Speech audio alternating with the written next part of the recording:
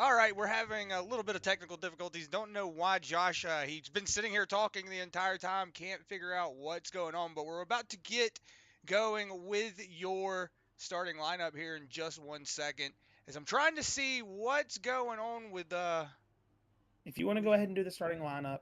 I think I got you, Josh. Say something now. Oh, hello, Yep, hello. there you go. We got you. Okay. All right.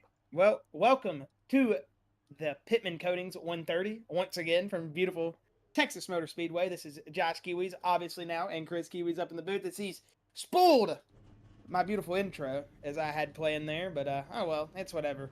We're gonna get going. Here is the 81 last week's race winner, Chris, pole sitter this week. The 81 of Josh Susi. He is gonna sit in that pole P1 position. Sitting in that P2 position will be Jeremy Zarfos, as you see him sitting there right beside him. Then that number 6, Patrick Genter, he's going to roll off P3 with David Schmill Jr. rolling off P4 here tonight. Ken Baum Jr. going to be rolling off P5 with Jimmy Barr rolling off P6. Lucas Nilge is going to be rolling off in that P7 position with Carson Pittman, the man that is putting this race on here tonight. He is going to be rolling out P8. Brett Strickler going to be rolling off P9 here with Andrew May rolling out P10. Kyler McCarthy going to get that number 24 machine rolling off P11 with Kip Easley filing in behind him P12. Jason Hand, he's going to be driving that that 00 Toyota. He's going to be starting P13 here tonight. Jaden Bingaman in that 26 machine. He's going to be starting 14th with Steve Strittmatter in that 51. Looks like he might possibly be getting an EOL. As you saw, Matthew Fitz pass him, who's originally started 16th, now up to 15th. Shreve Matter was in 15th. Robbie Bice going to start in that 17th position with Dylan Hastings in 18th. And then it looks like, let's see, oh goodness, they're all out of whack here now. I'm trying to find where's 19th. Oh, 19th didn't start. Okay, there he is. He's all the way in 30th. All right, starting in 19th, looks like it's going to be Chris Lynn now, seeing as Bill Hayes is not in the field right now. Might be EOL, that might be why we're not seeing him. Yeah, he's on pit road possibly, not sure. Okay, there he goes, he's popping up.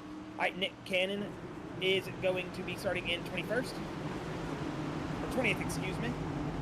Charles Gurick in 21st. Don DeGroot 22nd. Dylan. Green flag's out. I'm just going to get over it. I can't speak right now. They're all over the place, Chris. I hate live timing.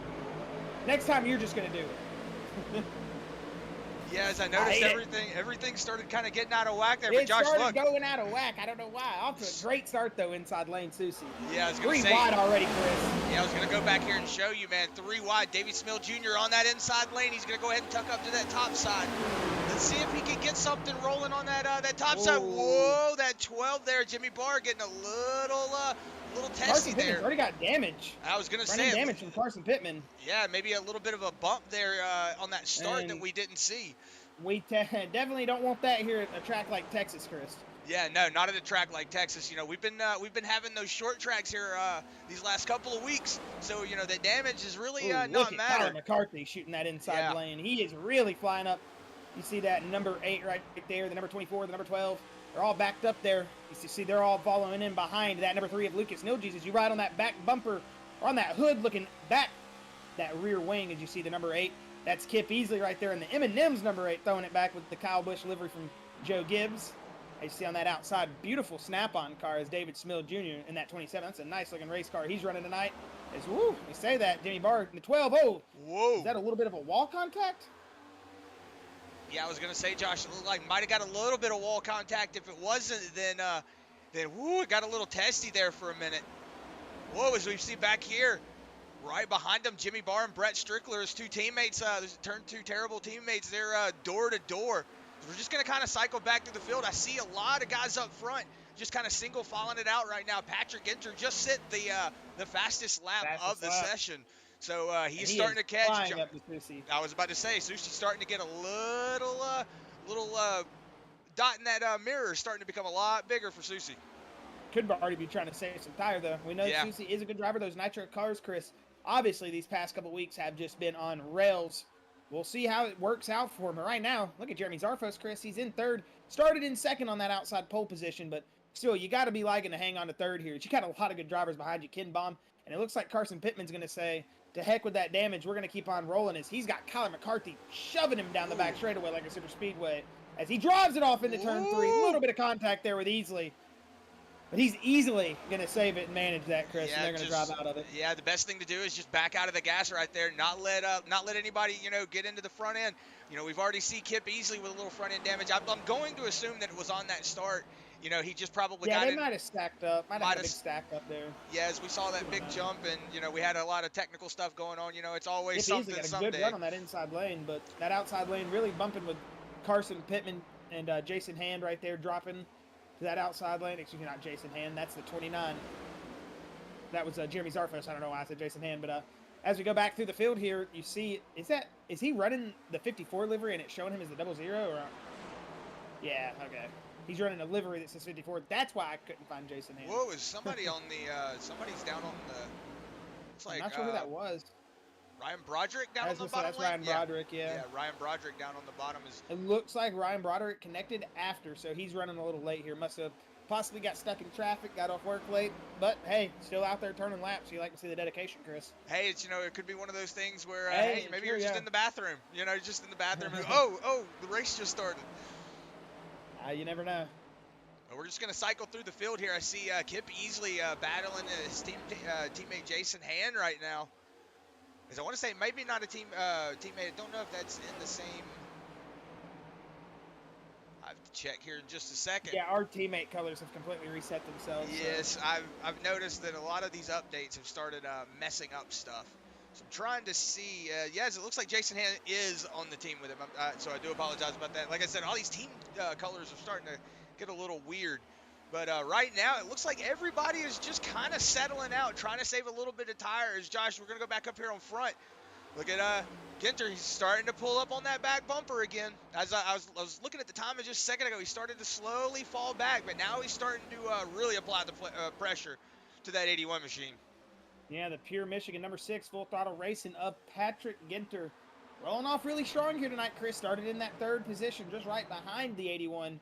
And he's sticking it right behind the 81 to the outside lane. We could see a pass for the lead here. He's going to go down the backstretch too wide. As we'll see Patrick Ginter drive it off into turn number 3. Is he going to take the lead? Is Susie going to drive to that bottom lane? He's really using that middle lane, but you see the door draft come in. That number 6 really going to drive it to that outside lane as he's going to use all he can. And coming through the apron here, it's going to be awkward for Susie. I was about to say, when you're on that bottom lane too wide, it can be weird. And that might help Ginter get a little bit of a roll in to the corner. As you'll still see him roll it, but so far so good for these two drivers. But you know what that's doing, Chris? That's letting Ken Baum Jr. set that hook and reel him in as you see the pack pulling up. And Susie actually going to get past Patrick Ginter, new leader here at lap number 11. Yeah, you got it backwards there, Josh. Susie getting passed by Patrick Ginter. Oh, so, excuse me. Yeah, you said it. I mean, yeah, I did say that backwards. You're correct. Man, all that good calling, and then right there got a blow. Yeah, but you're going to see that number 6 machine. Hey, look at that. Look at that, too, at Ken Baum Jr. I was about to say. I was about to say. Whoa, contact. He's going to ride on board here with him and see if we can get on that Ryland cam. Oh, wrong camera. There we go on Ryland's camera. Get him hanging out on the side of the car. Whoa, as you see, starting to really settle in here. Starting to ride that inside lane. Man, but I bet that's weird. They do have to downshift at Texas now. I forgot about that. It's been so long since we've been on the platform, Chris, that I forgot about that. You shifted Texas now. Oh, I can't hear the game sound, so I'm going to whoa! Big dive down there. Big drive from Ken Baum Jr. He's saying this Toyota is trying to go to the front. Out my way, son. Yeah, he's going to have his whoa, loose, though. He got loose. He tried to Harvick that white line, and he got loose. That's going to open the door for Colin McCarthy, the number 54 shown on track of Jason Hand, and these guys are really going to pull up. But look at that, Chris. Joshua Susie really starting to work that outside lane. He's trying to get that lead back as these guys are just really battling out. You know what this is making me think of a little bit right now, Chris? Fontana. It's not exactly California, but it's giving me the vibes. And, I hate that we're only going to be able to see that in the sim now. But, man, these guys are really driving every lane right now. These next-gen cars are putting on a really good show. Yeah, I was going to say when that middle lane is – or I was going to say when is the middle lane going to open up? And it looks like they're starting – I was going to say it looks like they're starting to ride it now. The lead's open back up for Josh Susie, Chris. He's retaking the lead here at lap number 15 as he's going to dive it off into turn 1. The action is hot, man, right now between these lead drivers. Usually we have time to go through the field here with some of these tracks, but look at that. 3 wide on corner exit. He wanted action on a Wednesday night. This is it right here. This is some great racing. These drivers are putting it all on the line here, and we're only at 15 laps in. Man, these drivers are really putting it all out there, and it's really good drivers up there. Joshua Susie, Kid Bomb Jr., Connor McCarthy, all these guys have had great success this season. But, you want to see these drivers like Pittman, Ginter, all these guys up here in the top 5, top 6, really maybe try to start to pull up with these drivers up here starting to battle. This could become a 7, 8, 9 car battle for the lead, Chris, as you see that second pack slowly starting to reel them in. I mean, it's not necessarily like a super speedway, but think of it as like a Talladega. When they start battling too wide, or, whatever it may be, that, single file lane can pull up easier. Same principle. Once these guys start battling up here, as long as they're playing together back there, they should be able to pull up on this pack and, really make it a 7, 8, 9 car race here for the lead, Chris. Yeah, Josh, look at this. Jason Hand. Yeah, Jason Hand to the 3rd place position. I was going to say, Ken Baum Jr. to the outside. What happened to, who are we missing from the front? Looks like Patrick Ginter's falling back. Yeah, he is. Yeah, that's her. Yeah, I was about to say, there he is. Yeah, he's slowly rolling. Whoa, door contact. McCarthy. It looked like McCarthy got into the outside wall there, coming on the exit of 4. But they're going to keep it going here. Sounds like I'm clicking my mouse. I don't even have my mouse on my hand right now. Oh, well, then maybe it's just something in the background. Not sure. Let me make sure there is not a cat playing with something in my room, Chris. Sorry about that. That could be a possibility. Hey, but we're going to go ahead and keep watching this action right now. You see the 4 of Carson Pittman on that inside lane. He is currently the 5th place position, but he's battling for that 4th place position with that 24 of Kyler McCarthy. Then you see Patrick Ginter starting to slowly put his nose up in here. But hey, look at this, Josh. Oh, I know. Actually, you're not in here. Charles Gurrick up into that 6th position, up 17 spots. He's just moving his way on up. And it looks. Moving on up like the Jacksons, man. They're trying to get it. Or the Jeffersons. Why did I say the Jacksons? It was the Jeffersons, yeah. Yeah, my bad. I was shutting my door when I said it, Just brain fart, man. At least I corrected myself with the correct term, As we're actually going to go back on board is do you still hear the clicking in my mic, Chris? I do not. Okay, I think I might have figured out what it was. All right, as we're going to see it, like you said, Chris, Ken Baum Jr. starting to establish himself in the lead here. As at lap 21, man, these drivers have put on a good show, but look at this lead 3 here, Chris. Jason Hand, though, man, up 10 positions. He is really doing well in that number 54 Sirius XM Toyota Camry. Doing a great job here tonight. I heard you talking about Gurrick while we were gone, Chris, and I see that 17 positions gained there in 6th. He's our big mover in the field right now. Yeah, right now, Patrick Ginter, he's just slowly, he's probably not wanting to use a lot of his equipment up. As I say that, he gets loose and goes down in the grass. Good save. Good save for the 6th there. He's still in the grass. He's going to have to back out of the gas hard here to not roll up the track super far. But now he's going to be able to corral it and get back in. Oh, he's still loose. Yeah, there's something going on with that 6 machine. Patrick Ginter must be wicked loose. And, sometimes, Chris, when you spin it up one time, you try to make it back up, and it's really easy to overheat the tires at a track here. So, might just be seeing very, very big tire degradation there for the number 6, Patrick Ginter, which we'll have to keep an eye on every driver. I might not know. This track might be heating up these tires right now for these drivers. We'll just have to pay attention and see the lap times, really. But it does look like, so far, they're not falling off too much for the lead pack. 29.4 is the best for Ken Baum and Joshua Susie and Carson Pittman. All run identical laps at 29.42. All 3 of their last laps were 29.9, 29.9, and 30.1. So not much fall off from those 3 drivers. So I'm not seeing too much, but we are going to see some 2-second fall offs here very quickly. Probably within the next, I would assume, 10 laps, 15 laps. If even that long, Chris, you know how it is. The tire deg can go from one lap. You feel like, hey, maybe this race car's starting to work itself back in with the setup to, okay, no, never mind. This thing's a bag of potatoes right now. I need to get it off the track.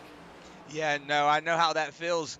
Is, right now I see a couple of drivers just kind of slowly duking it out right now. Going to go back here and see Robbie Bice. I see he's got a battle going on here with the 22 Andrew May. They're battling for that 15th position.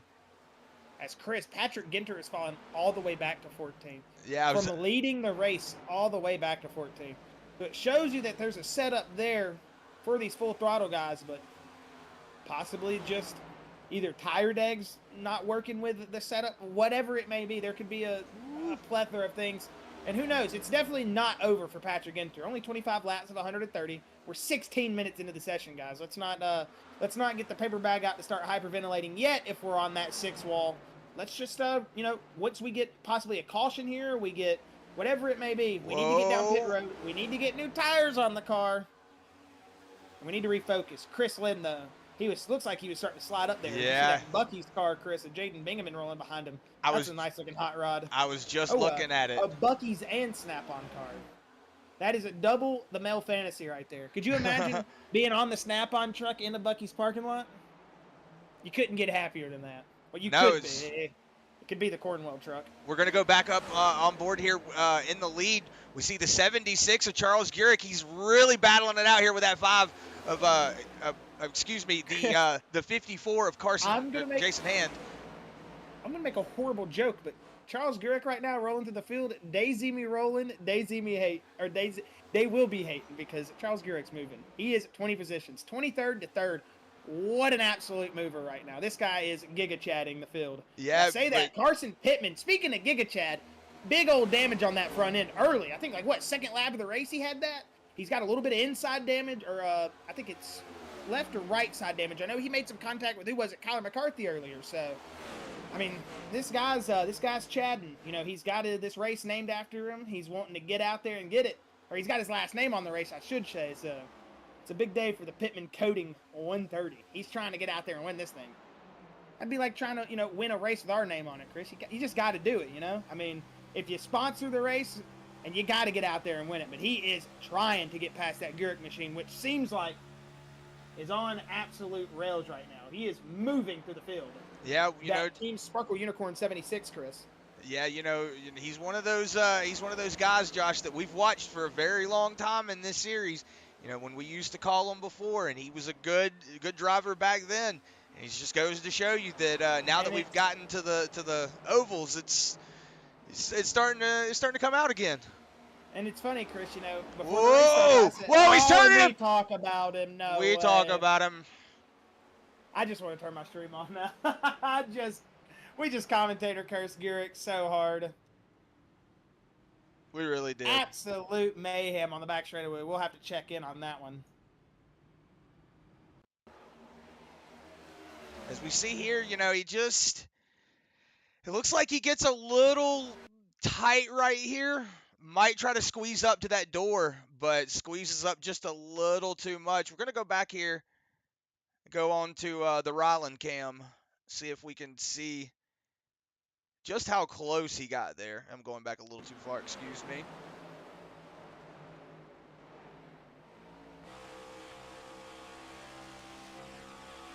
Oh, I'm on the wrong car.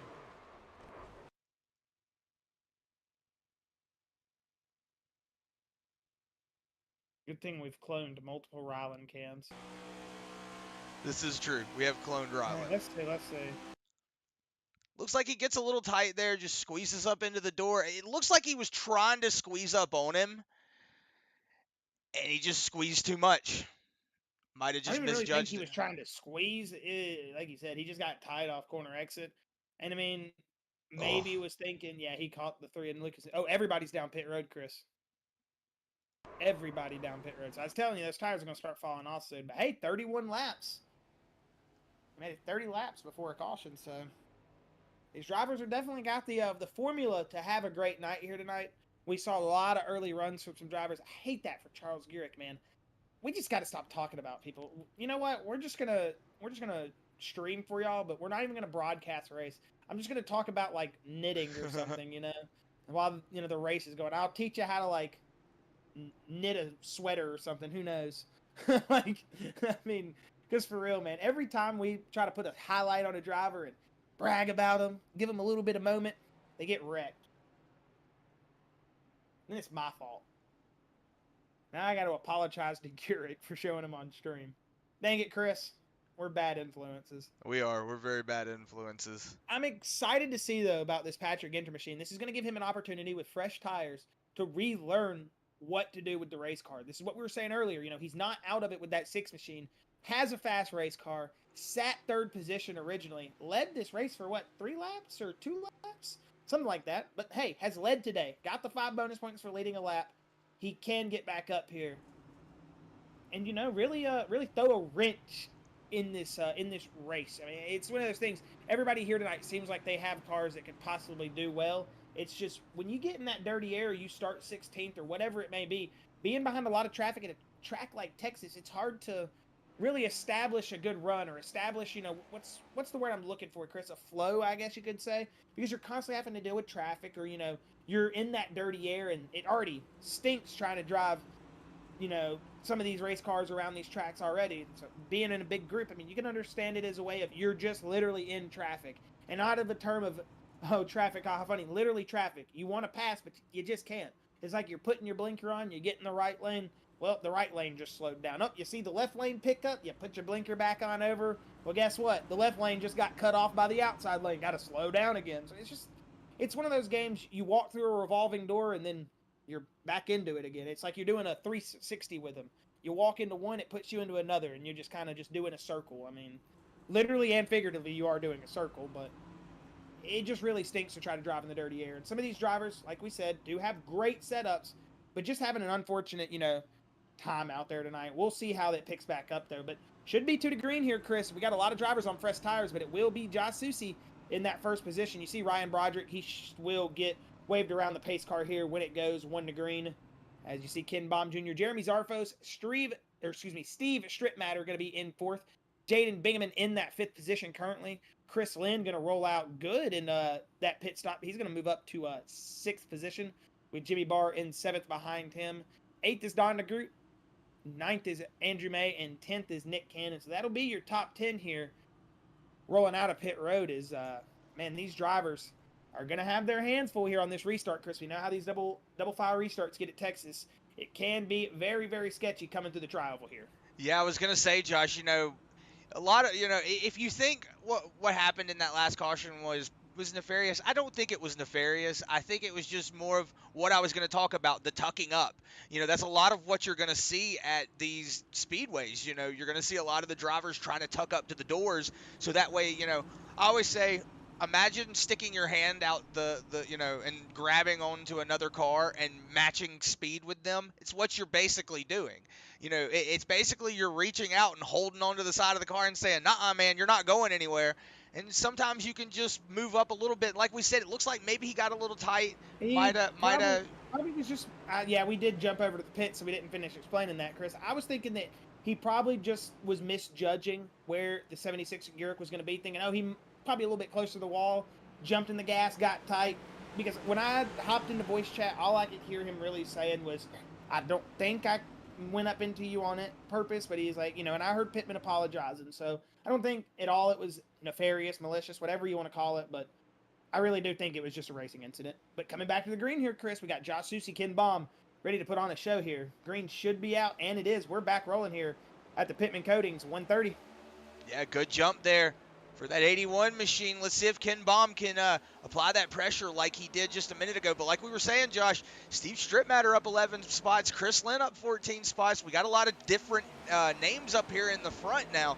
So let's see how this, as we're saying that, looks like Chris Lynn maybe getting a little loose up in that top lane. He's going to try to get it tucked up, but now he's got it under control. Let's see if he can get it going. Their name is Turn 2 Terribles, and he did get a little loose in that turn 2. Oh, sorry, just got in the wall. That like Strittmatter maybe. I saw a red car in the wall up there. Yeah, if it was the red car, it would be Strittmatter.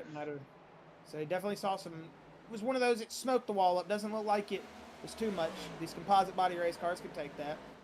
Yeah, it does. Whoa, as we say that, it looks like the 12. The 12 of Jimmy Barr. Jimmy Barr. You see everybody. Too. Yeah, you see everybody diving down at the bottom trying to get around him. That is Kip Easley going to be to the inside. Yeah, I was going to say Kip Easley, that 8 machine to the inside. Don DeGroot getting around him as well. Then you see the 35, Chad Engel. I know he was involved in a really bad wreck last week. So it's good to see him out here moving up into that top 10. Woo! He's going to get a little tight or there. Back up into the top 10. As we ride back up on board here with our leaders, that 81, the Hello Kitty of Joshua Susie. He's going to be rolling out in the lead as it is currently lap 37 going on to 38. And man, he is putting a whooping on these guys the last couple of weeks, Susie is, Chris. He has been a driver that if you've been watching the races these past couple of weeks, you can tell, goodness gracious, this guy's just never going to stop having success. Well, we'll see how he does here. Still a good portion of the race to go, so it can definitely play out differently. But right now for the Nitro driver, looking very well. As I say that, though, Ken Baum Jr. starting to open it up a little bit. I think he's really trying to think about making that pass here. Maybe Ken Baum Jr. feels something in his race car that if he got up there in clean air, he thinks he could possibly take this lead. He's really starting to apply that pressure now. Yeah, I was gonna say the same thing, Josh. It looks like maybe he's trying to plan a move here. See if he can get Susie to make a little bit of a mistake. He's definitely gonna have a big run here down the backstretch. Yeah, he's going to the inside. He's gonna go to the inside. Let's see if he can make it stick. That inside lane's working on turns 3 and 4. It looks like. Oh, it's a little bit of wiggle. From the outside from Susie. I was gonna say, whoa, out in the wall, just a touch. Just gonna give it a high five. This is gonna be a good race. This is gonna be a great race between these two guys. Yeah, it's going to be whoever can get into the gas and roll this corner quicker. We know that that middle lane is going to be able to roll the corner just a little bit better. Yeah, but Susie's getting some help coming up behind him. He's really going to get this draft up a little bit. It's going to help him stay in it just enough. I don't know. It looks like maybe Ken Baum is finding a little bit more on that inside groove, though. But he is running that middle seam. Susie, Chris, it's like we're playing ping pong here. You give me one thing, I'll give you another, man. These guys are racing. That's all I can tell you. Yeah, as we're just watching this Ken battle Baum's right doing now. what he needs to do, and Susie's doing what he needs to do. This is awesome. And it's allowing Zarfos and Strip Matter to pull up. That's thoroughly enjoying this race right now, Chris. Yeah, and that's what we're looking at. And then you see Jaden Bingaman back there also poking his nose into the mix of it. So these boys will start pulling up here in just a minute. Chris Lynn also up 14 positions with Nick Cannon. That Team Sparkle Unicorn 88 has moved his way up 14 positions into 7th now. But Ken Baum Jr., Josh, he's trying to hold this inside lane. Let's see if Susie can hold on to it, because we know that outside lane has been getting everybody up into the wall a little bit. But you do know, Chris, that if Ken Baum has to sit here and defend on this inside lane, you do know that Susie can take advantage, pinch him, and really make him have to use those right side tires up. So we'll see. Yeah, I was about to say, Susie's going to dive back in. He might now have planted that seed, Chris, seeing something he likes. He might be trying to set up Baum Jr. here the same way. Yeah, as I say, he's got a big run. He's definitely trying to set up Ken Baum Jr. here. It looks like he might have backed out of that just a little bit. Might have been thinking about that outside lane, and then he was like, you know what, I'm just going to kind of follow him behind him. You know, he's been battling him really hard for the last, what, Josh, 7-8 laps now? It's been since the caution period. They've been pretty much linked up. But, Chris, look at this. Starting to pull away. I mean, Jeremy Zarfo's also starting to pull up to the backups. Oh, I say that. He just got tight off the exit. That's really opening the door up for Strip Matter now. Yeah, got a battle going on here for 3rd place. Looks like right now the closest battle between them is going to be back in 12th place between Matthew Fitz and Chad Engel. It looks like that battle just settled itself out. Now that it looks like they're starting to get a little bit of gap. As I say that, it looks like Urick's starting to pull himself back up through the field. As I say that, him and Chad Engel back there battling. But we're going to go back up here and see. Looks like Ken Baum Jr. has got himself situated in the lead. Maybe Joshua Susie just waiting, for that. Like you said, Josh, he's just planted that seed. He's like, all right, I'm going to sit back here, stay in this draft, save a little bit of fuel. Might make a jump here in not too long, as it looks like Steve Stripmatter got around Zarfos as well. It was in turn 1 and 2 there. Zarfos got really high on the outside lane. Stripmatter just put it to the bottom lane and made the pass. As we're going back just through the field. 32 right there. Yeah, they're both of those guys, Lynn and Cannon, in 5th and 6th, both up 15 positions each. Yeah, as we're just going to cycle here through the field, as I'm just looking, not really a lot of battles going on. Maybe everybody just kind of trying to get settled in on these tires. As you see, going through the corner there, everybody's just kind of in a straight line now. As I say that, looks like Don DeGroot maybe, or Matthew Fitz on that inside lane. But it looks like he's just going to go ahead and settle back in there. But as I said, Chris. Charles Garrick, and whoa, that Team Sparkle Unicorn, Matthew Fitz getting a little testy back there. Do we have fast repairs? I'm not sure. I don't think we do, but Garrick looks unscathed completely. Check on Carson Pittman. Does he have front end damage still? Looks like he's still in the pits. He's been in the pits for 10 minutes now. Oh, yeah. So, how did Garrick get out of that? So unscathed. No, Garrick just had some front end damage. So, yeah, he's definitely still got damage. If you look right there next to the left headlight, in between that I and the do see Chevy it. badge, a little bit, yeah.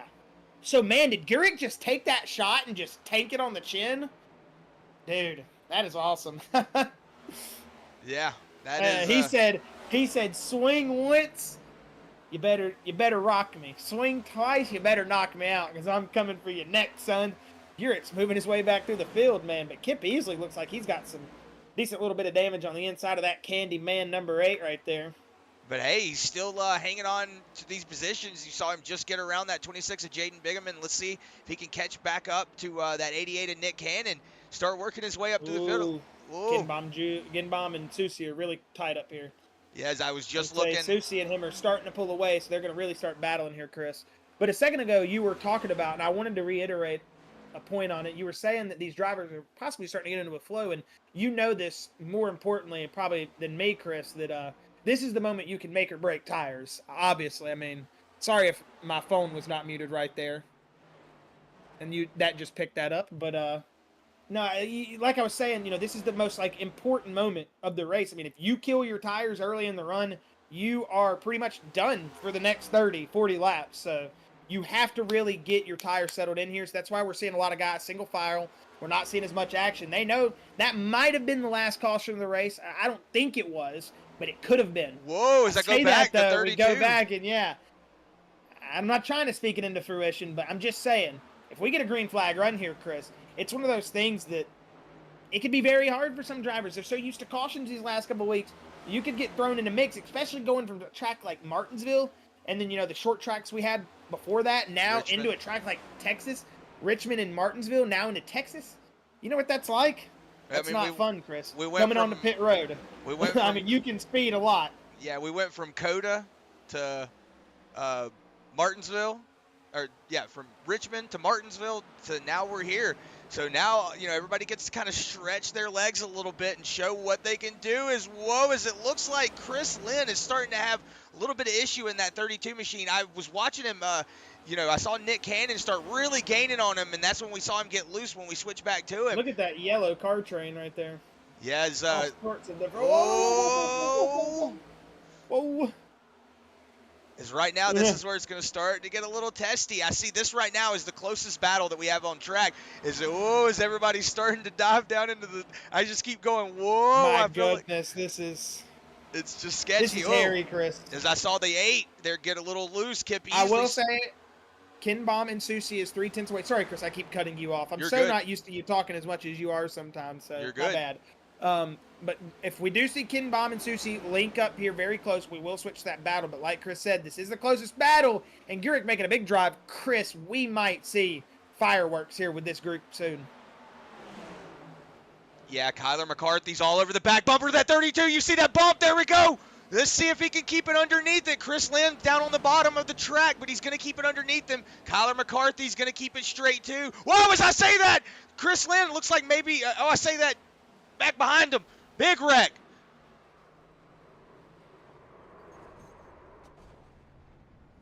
Big wreck on the back straightaway, Chris, as we just saw cars all around. Yeah, We're really going to have to see what happened there. That was trouble. I saw the 9 of William Brown. It's who I originally think was one of the drivers involved in that. It was the 20-something and the 9 of William Brown. We'll have to go back and check that. Possibly not. I saw a 2 there, though. Yeah, the 22, yeah. It looks like the 22 was just bad loose coming out of the corner. Whoa, William Brown was loose on corner entrance, and that might have shot him under the nose. No, maybe not loose. He gives him a little rub. I wouldn't say that was necessarily a bump. I'm not sure if the 22 was loose and the 9 just kind of helped him. I think we should go on board here, Chris, with the 9 and really see what happened. I wouldn't think we would have takers here. Oh, no, we do. Everybody's coming down pit road, Chris. All right. So obviously the tires are getting killed here. Let's stay on board with this caution here. We'll let you guys know the race off pit road. We missed the last big caution. I definitely want to see this one. We're gonna ride on board here with William Brown. We're gonna see what he's seeing. We're gonna actually see if we can see what he's seeing in front of him. So going into the corner here, you see the 22 comes on the inside. Yeah, it looks like he got a little loose, but he's pushing, and then it looks like maybe the 22 got a little loose. William Brown. It looked like go on board with the 22. I heard tires squeaking or squealing, but I don't know if it was the 9 or the 22. But it sounded like it was the 22, Chris. I'm not sure though. We'll have to check. But I will say the 9 gave him some help there on corner exit. As your race off pit road is won by Ken Baum Jr. Josh Susi will be second. Let's listen here. Yeah, I can definitely hear his tires getting loose, and you can see him working the wheel. Right there, he's loose, and then there's the help. Yeah, you can see it. We'll see if we can back it up and see the exact point. I'm going to go into slow-mo here. See, we see he's already loose there, so we know he's. We don't know if he's actually got contact. You know what? Could you go hood view William Brown? Or we already went hood view William Brown. I'm a ding dong. It looks like right there he might be getting loose. I see William Brown moving behind him, but I think right here is where he gets the help, where he's starting to get pushed. And then there you see the turnoff. I don't know. Yeah, it's just one of those things, Chris. I'm not going to put my 2 cents into it farther than what we've seen. He was loose. I could definitely hear that the tires were squilling up, but look at the mayhem behind him. We need to see that one more time. I think we might be going back green here in a minute. But, Chris, I said that Ken Baum Jr. was in first. Brett Strickler didn't pit. So I'm pit lap from 31. As we see Robbie Bice getting collected in that. Oh, just the 27 there. David Smill Jr. 45 took a massive shot of Adam Taylor. William Brown taking it also a massive shot there. Remember when I said a couple weeks ago, I think we're going back racing here. No, we're not. The speeds were just sped up because you sped this. Oh, my goodness. My heart dropped. You put it in full speed, and then the speeds matched. And I was like, oh, goodness, we're back racing. But, I said, like, what, a week ago, Chris, that if the wrecks in-game did damage to you in real life, we'd have so many people that are just over with. I mean, the 45 took a shot, man. That was a shot. Look at it from race, man. That was a shot. I mean, if you just look at it from Robbie Bice's point of view, I mean, actually, let's ride on board here with Adam Taylor. See, there's really nothing you can do. Like, that happens in a split second. He took a shot. Just going to see if we can just watch one more. Yeah, see, he just didn't really see anything. Just going to go back live here. Caution lights are still on here at lap 57. Yeah, Josh, as you were saying there, man, there was just nothing they could really do. There was really a lot of tire smoke up in front of them. Just wasn't really anywhere they could go, and like I said. From that. Oh, sorry. No, I was going to say, from that perspective, it really puts it in there that, it happens in, what, 0.5 of a second? You see the tire smoke in front of you, you're like, okay, maybe maybe they'll, maybe I can get around it or something. But, like you say, oh, I can get around it. But until you're sitting in that seat and you're watching what's going on in front of you, I'm going to tell you, no. It's almost impossible to avoid something that you like that you saw for the rest of the guys back there for that 45 machine of Adam Taylor. Just unfortunate. Robbie Bice also collected in that. David Smill Jr. We saw William Brown take a really hard shot there to the driver's side door, so I'm pretty sure William Brown's night is over, which I want to say, William Brown, guys, he's a good guy. I had a really good conversation with him the other night about food, of all things. And I will say, even though he's had an unfortunate night here tonight, I'm looking forward to that conversation. If we have a conversation after this. Heck, with the amount of food y'all talked about, he might go straight to the kitchen and whip up something, bro. I'm over this, man. Hopefully he's got a good old sirloin sitting around that he's waiting for sometime this week. He can go throw it on the grill, man. It's time. As we'll see Brett Strickler, Chris. This is going to be interesting for him. He is about to get swallowed up here. I'm not trying to say it in a bad way, but, I mean, hey, he is on some pretty old tires. It could be a strategy. I mean, heck, if these guys go out, it's already green. He'd missed the start. Either he spun up or he missed the start. Yeah, or those old tires are just not letting him do what he wants. I was going to say, maybe it was a strategy play here. Maybe he was trying to, just get that one lap. Kip Easley, big loose. Yes. Whoa, is that? Whoa. My. Joshua Susi in the middle of it. 35. Chad Engel around. Chad Engel. Yeah. Big spin from Chad Engel. He's going to gather it up there. Nobody else is going to get collected. As I was actually saying. Looks like his toe links are all straight, maybe. We'll see. As I did say something about earlier, taking a big shot last week. In the 51. Guys, we're just going to back it up. You see everybody really stacking Or up there. 57, excuse me. That's Briggs Swope. No, he got loose there. Puts 2 below the white line. Comes back up. We'll see if looks like the 24 is about to get the big shot. Yeah, 24 gives big Briggs Swope a shot, and that shoves him into the 35. And then yeah, looks like Briggs Swope's gonna kind of just pit maneuver him down into the wall after that. And I think it's only gonna be Chad Engel that's gonna take the big damage there. Unfortunate for the 35, Chris. Yes, we're going to go on And I board don't here think with. that was Brigg or Kyler's fault. Kyler was just going to give him a shot. I don't think he really expected the 30. I don't know. Oh, I don't know. actually, He didn't even bump him. I don't no. know. Yeah, it looked like from that first angle there was a bump draft, right? But from here, no, nothing. Well, from this angle, Josh, it looks like. Possibly the 35 might have drove up. Yeah, no, it looks like maybe Chad Engel gets a little loose. Oh, no, okay, so I'm going to actually reverse that.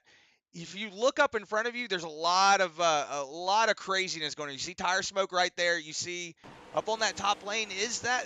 Yeah, you see a bump there. So that's what Kip probably. Beasley. Yeah, that's probably what threw everybody off.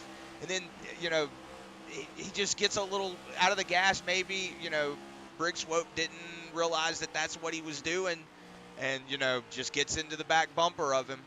And that's just those things that happens on restarts sometimes, Chris. You're so stacked up. It just happens. I don't think anybody was trying to wreck anybody there. I didn't hear any madness over the in-game radio, so I think we're good right now. I think we'll just keep rolling after this. But Nick Cannon in second. Yeah, I was gonna say Okay. this is gonna open up the Didn't door. notice that. Yeah, it's gonna open up the door. It looks like Brett Strickler fell back to sixth position in that shuffle. I was gonna say, yeah, we saw. Let's actually go back and see what happened. I wanna see. It's gonna switch to Chad Engel for just a second. Let me go back up here. I want to see what happened here with Kip Easley. If that was Kip Easley, it looks like. It was Kip Easley. Yeah, it was Kip Easley. So And Nilges gave the 29 of Zarfos a shot on corner entry. That shot him in the corner, and it's of course going to put him to the middle lane over. yeah, you see it right there. When you're going faster than you should on that low lane, it's going to push you up, and that pushed him up in the 8 of Kip Easley. And so it was just really he took a shot from the 3, and dude, look at the 81 right there, almost getting collected by the 38. They were all racing. We're not collected by the 38, but almost collecting the 38, I should say. They were just racing super hard, but it happened behind them, and so far they can just breathe a sigh of relief up here in this front pack because they'll keep rolling unscathed pretty much between our leaders. Yeah, but like I was saying, Josh, that's probably what started that whole Chad Engel issue. Was you saw you saw that get definitely that shove. When you see that out of your front window, Chris, I know what you mean. It definitely throws your perspective out because you're thinking, "Oh goodness, am I going to have to do this?" And the next thing you know, you're wrecking. So Yeah, and the next thing it just happens. You get out of the gas just a little bit to just maybe make a split-second decision, but the guy behind you doesn't know that, or if you get a little loose and you have to get out of the gas, the guy behind you doesn't know that, and he might have not known that Briggs Swope was coming up behind him that quick, might have tried to get up in front of him, or Briggs Swope might have not known that Chad Engel was getting loose or whatever, and just thought, okay, I'm just going to keep going, and I would say, I was going to say it's a racing incident.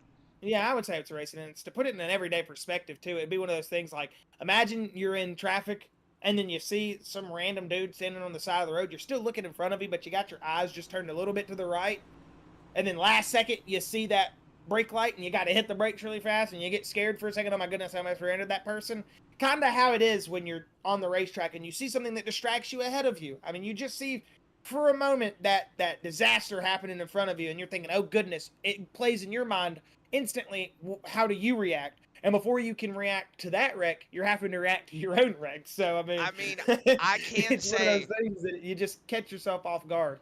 It's just a mental lapse in a sense. Yeah, I can say that I have had that issue happen before, where I get down into the that bottom corner, and you just have to get out of that gas just a little bit, and you hope that the person behind you, can. Thank you, Rylan. I hope that you hope that the person behind you just doesn't run you over, and you know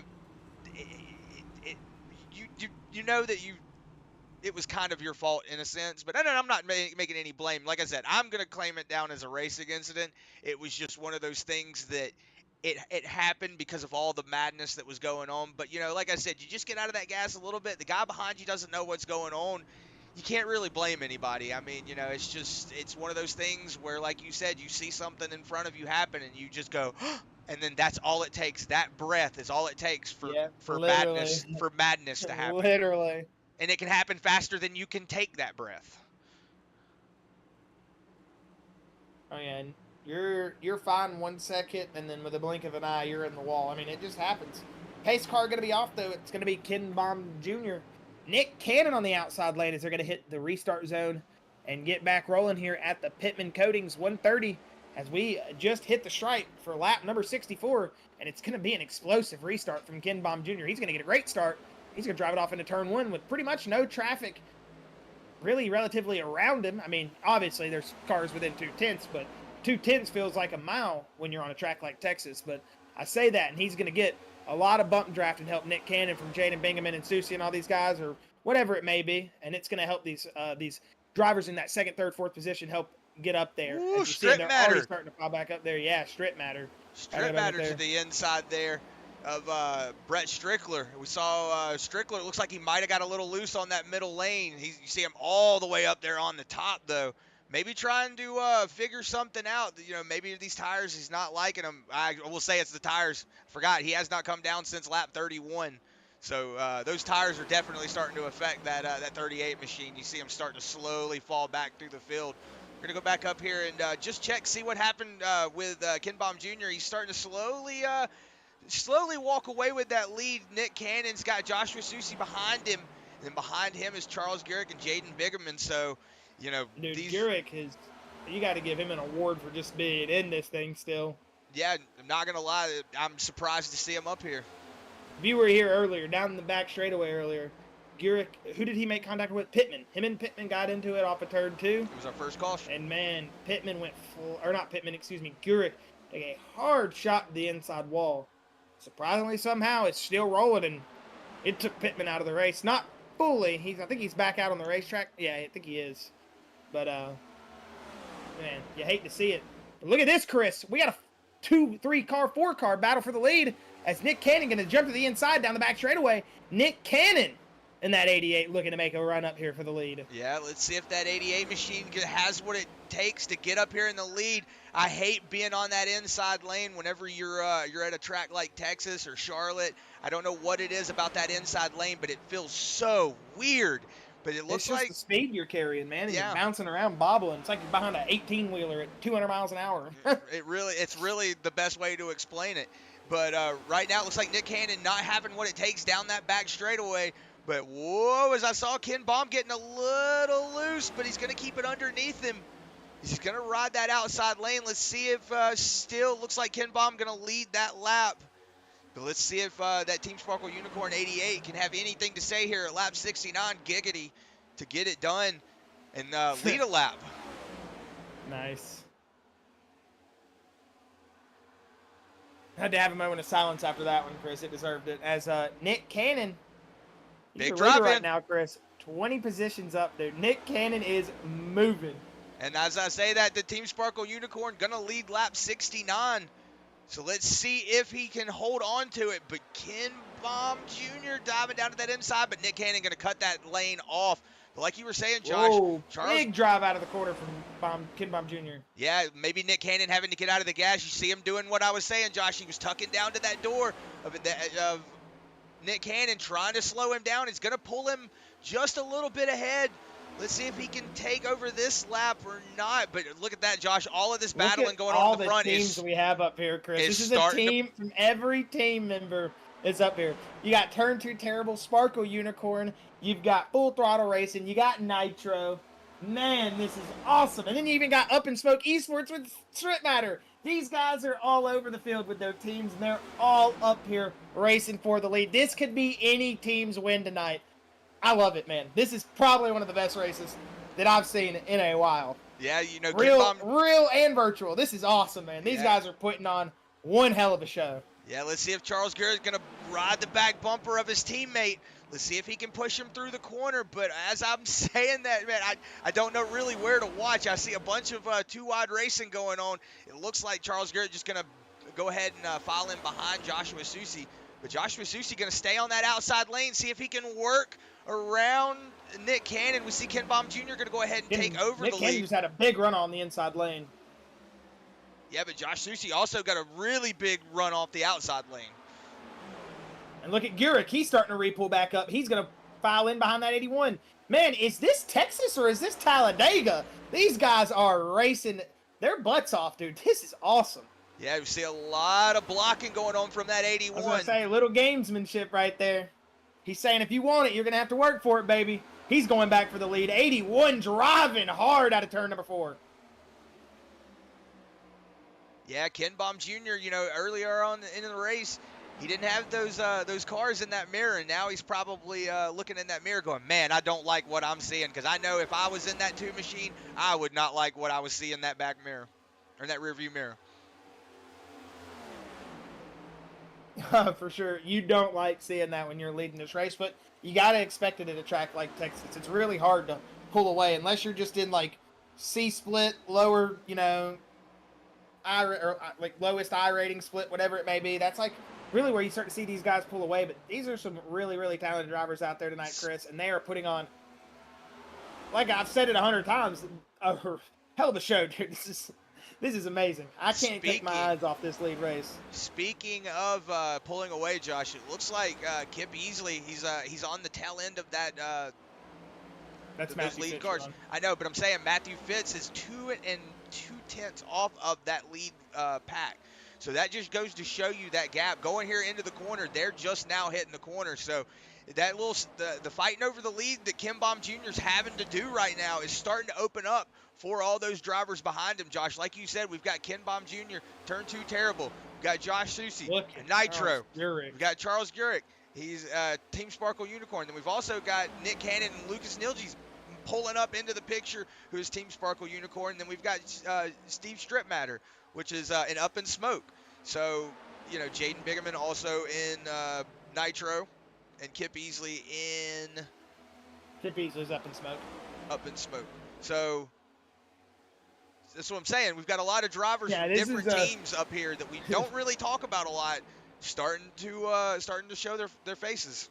And that's what you love, Chris. You got your short track guys with the Nitro guys having great setups, not only on the short tracks, but you're really starting to see these teams that haven't been able to flex their muscles a little bit say, hey, we're putting that foot in the door. We're going to reclaim a little bit of this ground. We're going to show y'all we're here to play. It's not going to be this whole sweeping races like that. Again, we're here to play. We want to come out and we really want to try to win this race. And that's what these guys are doing here at Texas. It looks like everybody seemed to wrench on these setups this week and get them absolutely dialed in, because this might be the closest battle between all these teams we've seen all season. Yeah, this is awesome. Ooh, a little bit into the wall there for Susi. He's put up a little bit of smoke, but it's not going to kill his momentum. He's going to keep rolling. Big drive in here into turn 1. He's really going to roll that outside lane, let it settle back down on the inside, and there he's going to step back into the gas. As you'll see that 76 of Charles Gurek trying to work that outside lane. He's trying to pick up the speed here to get on this draft of Susi, as it looks like Ken Baum Jr. and Susi really starting to use this momentum together to possibly pull away. Yeah, as I was about to say, Josh, Ooh. it looks like everybody's starting to kind of get a groove now. You know, they were bumper to bumper pretty much 10 laps ago, and now look at it. It's starting to slowly accordion out. You know, you're starting to see the drivers that aren't on the better setups, or, you know, maybe you've used a little bit of tires trying to get up there into that lead, starting to slowly fall back. But, you know, the drivers that are, you know, hanging on to that equipment a little bit, they're still up here battling for that lead. So this is going to be interesting to see how these next 50 laps play out.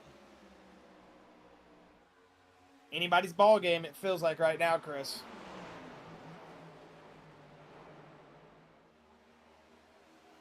It really does. As you see Charles Gurek, he's riding that middle lane.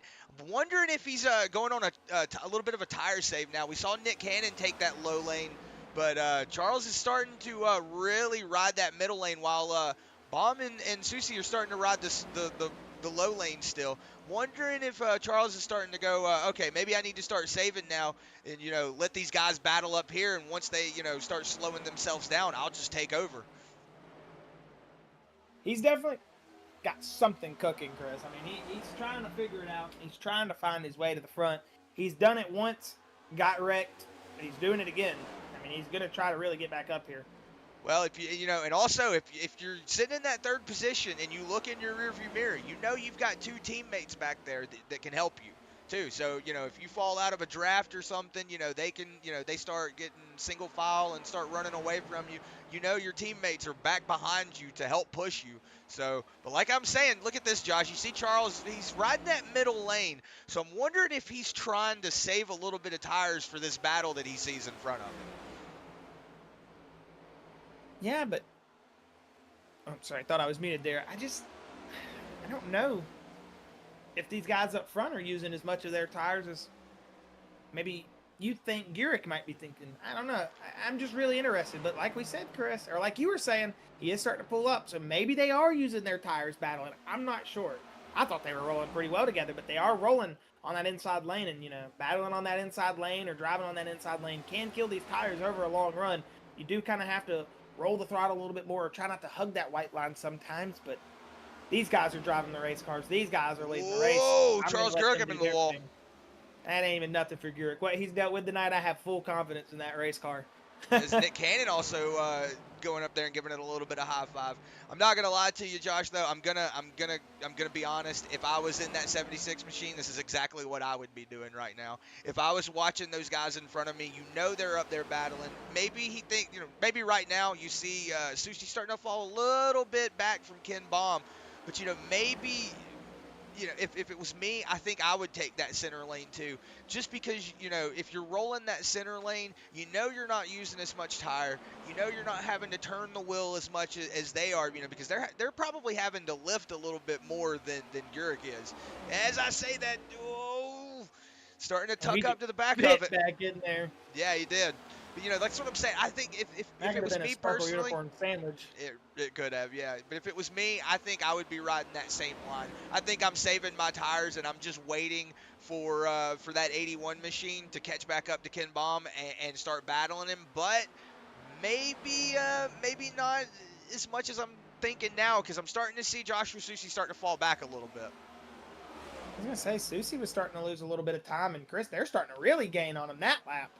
I feel like they just put a big gain on him. But this battling these two guys are doing right here, I don't think it's going to help them.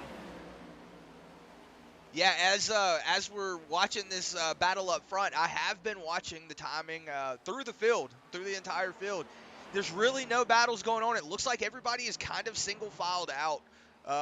You know, right now your closest battle is for this third position between these three Team Sparkle Unicorn drivers. So, you know, this is technically your closest battle on track. As I say that, it looks like Jeremy Zarfos might have had a little bit of an issue. I see him just drop 3 positions.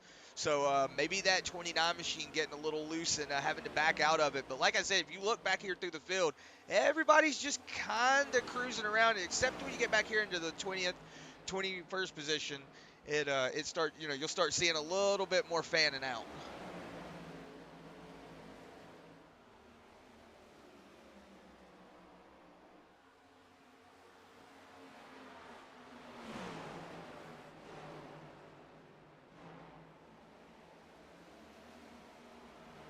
But as we're going on here in this battle, going to go ahead and just take a second to step away. We're going to go to a crank it up, I guess you can say. We're going to call it the Pitman Coatings Crank It Up. So we're going to go ahead and step away for just 1 second while we're under green flag conditions, and we'll be right back with you.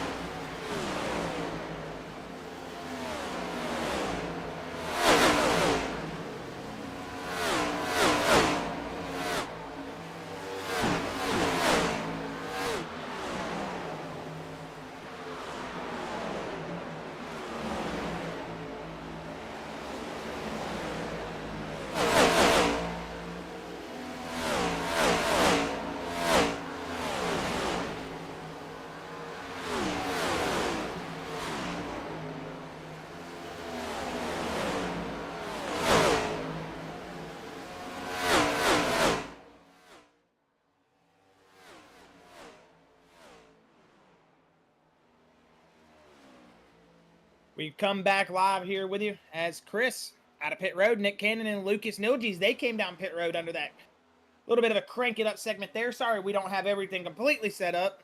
That is one thing that has completely slipped our mind is the crank it up. Every week we bring it up and it's like, goodness gracious. So next week we will for sure have an official crank it up scene where we'll be able to switch into it. And whoa, perfect time to come back for it. We've got a wreck on track. Was it Gurick? I see him dropping position. Unless he was about to go into pit road. Looks like Charles Gurick. Oh, yeah, Gurick's around. Maybe entering pit road. I saw somebody coming down pit road as well. And he got called up. Let's see right here.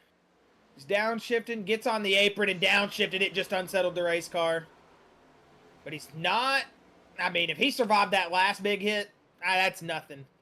Charles Gurick should stay alive. He'll pit under caution here. So, yeah, he's going to lose some position, but he just helped the rest of the field by giving him a freebie. Hey, and it's a perfect time to come back and see that. But we'll ride on board with it. That is going to really help Nick Cannon and Lucas Nilges, Chris. They don't got to pit now. There's your new leaders. Yeah, they don't have to pit. That was actually perfect timing. In that, Josh, I told you. The Strip Matter as well fitted it, so he got down pit road. I don't know. Strip Matter might get a black flag since he was entering pit road when the caution popped out. I'm not sure how that's going to work. Yeah, we'll watch it from here. We can actually tell and see. As we see Garrett get loose there. So we'll go into slow-mo here. The caution should be out here. No, we're still green. We're still green. It should be when he comes to a dead stop right here. It should pop the caution. There it goes. Yeah, pit road is closed. Pit road is closed.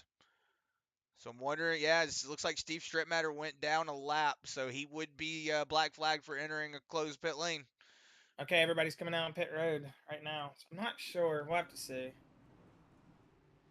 I think in iRacing terms, that's a black flag. Yeah, I think in iRacing terms, that is a black flag. They wouldn't black flag you for that. I don't think. Possibly, I'm not sure. Yeah, we'll see. We'll have to see if he could be completely wrong there. Yeah, we'll see if he stays a lap down. If he stays a lap down, then we'll know he got black flagged. I'm also watching the admin panel to see if anything gets cleared, but so far these past couple weeks, I haven't seen a single black flag been cleared, so I would assume not. Ken Baum Jr. out first. Josh Susi out second. Jaden Bigham going to work his way out in that third position. Well, I thought Cannon and them were going to be your leaders, but I guess it's just going to put them in a decent position. It's going to put Cannon in he might be in 9th or 10th. He's probably going to have to drop back here and give positions to probably Jimmy Barr. I would say Barr, Ginter, and Gurick should get by him, and then he probably will be able to hold there. Maybe one more car after that.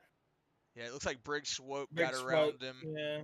Still not speeding up, so I'd assume Zarfos is kind of coming around him as well. Yeah, it looks like Zarfos going around him. I don't know. And Kyle McCarthy, goodness gracious. Yeah, oh man, the 88 machine just... I thought those were going to be your leaders. Yeah, I guess I'm just completely wrong on pit strategies now. Do not put me back on your pit box. That is the rule here. And it looks like... Goodness gracious, that seemed to be horrible with strategies. Yeah, it looks like Strip Matter is going to get the black flag. Chris and have to come down pit road. Or he'll get it into line, right? That's what he'll get. He won't have to come down pit road. Yeah. Forget it was entering a closed pit, not speeding. That's wholeheartedly unfortunate for Strip Matter, man. Just caught up. Yeah, hate it when you're just trying to come down pit road for some strategy, and the next thing you know, what are you supposed to do? Yeah, I mean, I guess technically he did have time to decommit, but yeah, but like I said, when you're laser focused on what you're trying to do, sometimes I'm not gonna lie to you, I don't pay attention to those lights at all. Even if it's a caution, I don't ever pay attention to them. So it could just be one of those things where, it happened so quick, maybe, but it's just unfortunate either way. We know he wasn't trying to do it, maliciously or anything. So he downshifted while he was hitting the apron, and that was where he tried turning on the apron, how fast he was going, and downshifting. It all plays into a big factor of a big old oopsie. And yeah, it just happens when you're trying to enter pit road at a track like this. Throwing it down from the outside lane, you see he really is about to get unsettled right here, and then he downshifts, and then you hear it just go around. And then, boop, just a little kiss to the wall. And then you see Strip Matter right behind him. Oh, it's still Yeah, you see unfortunate. Strip Matter I already down pit road. Yeah. that's got my stomach all in knots. I just hate that for anybody. When you're just, it's one of those you get shot in the foot for no reason. That's one of those I'd already been off the out of the sim rig. Yeah, I would have just I'd parked have it been in over pit it. road. I'd have parked it down pit road and been like, all right, guys, I'm gonna go, like you said, make me a steak. Yeah. But hey, he is the last car on the lead lap, so if we do have a caution, he will get that lap back, and he has had a strong car all night. So I'm not gonna lie to you, Josh. I'm not gonna count him out right now. I'm not gonna count him out either, but with the way our cautions have been going tonight, I just don't know if we're gonna get one right off the rip here. I mean, we have had one on a restart like within the first 2 laps, so it could happen. But if you're a Steve Stripmatter or a Stripmatter fan, you're really hoping we got a caution right here. As we'll come back to racing here with 28 laps to go. This is going to be a barn burner, Chris. If we stay green, this is going to be an absolute shootout. Look at that behind Ken Baum Jr. That is Jaden Bingaman. And then behind that 81 at Josh Susie, that's Kip Easley. These guys are battling to get up here. Matthew Fitz up into that And you fifth see position. Matthew Fitz. You see the 61 of Don DeGroot on the outside lane. Then you got the 12 of Jimmy Barr. Patrick Ginter somehow still in the mix of this. As we'll get the pace car down pit road. 28 laps to go at the green. As we'll see these drivers go back to racing here. As the Pitman Coatings 130 is green once again. And a great start from Ken Baum Jr. As Joshua Susie is going to have to be on the defense already. As Jaden Bingaman going to try to take away that second position. Yeah, and also said earlier that Ooh, Bingaman rolling up the track. That's going to push Susie up high. They're both going to lose a little bit of speed on corner exit. I say that, though, that 21 is already going down there and blocking both lanes. He's letting them know, I'm not afraid to put this bumper where it needs to be. I see a little bit of shakiness going on in that 61 machine to Don DeGroot. Oh, as I say that, Joshua Susie 81 around. Susie around. This is going to cause mayhem if they don't miss him. He looks like he's going to lock it down. I would just stay in the grass. Good. I would just stay in the grass. That is Caution exactly is going to come what I out, would Chris, do. and that's exactly what we were talking about could happen for Steve Stripmatter. I said in the first two, we got it right there. Yeah, as I saw it happening as we were coming out of the corner. We'll go back here, see what happened. It looks like him and Bingaman made contact. It's coming out of the corner. Man, look at that. Jaden Bingaman all over that back corner panel of that 81. Just looks like right there. So we'll go on board here with Jaden Bingaman. Watch it from his hood view. See if we can see what exactly happened. He definitely got him on the quarter panel. He helped the 81 around. Whew.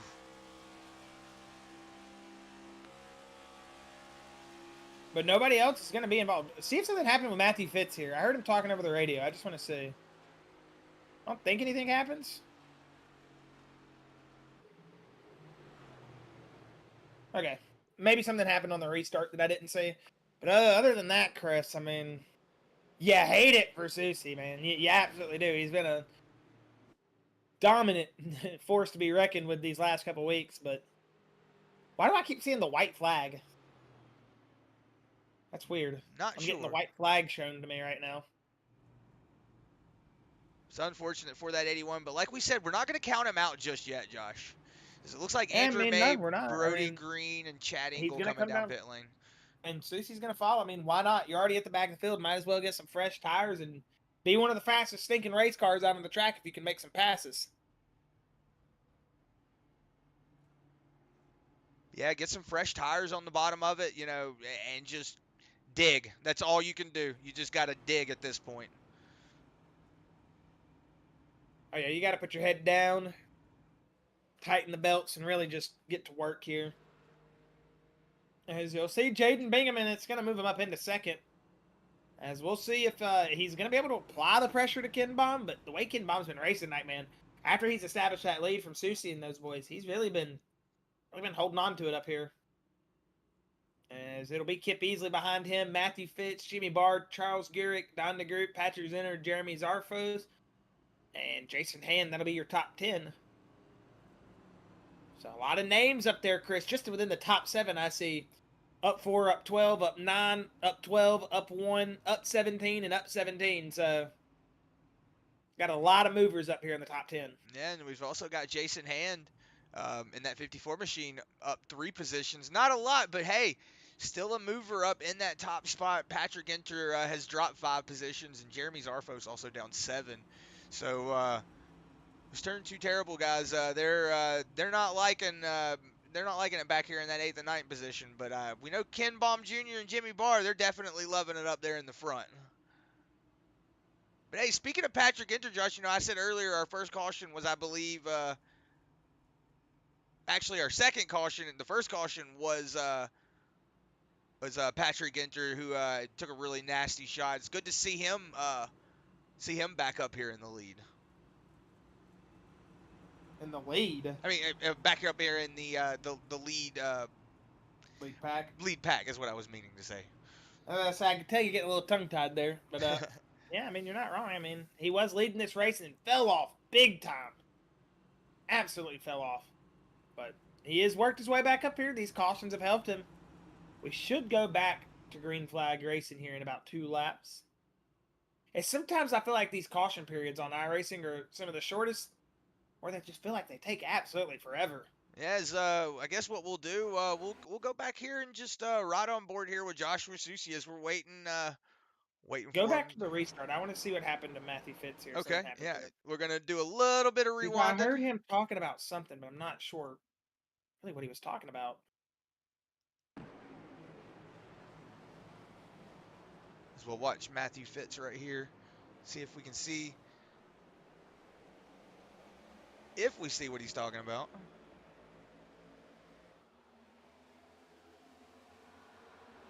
He could have been possibly talking about somebody else. I caught him talking about something, but I just didn't know if something happened on the restart, but it doesn't look like it. It doesn't look like it.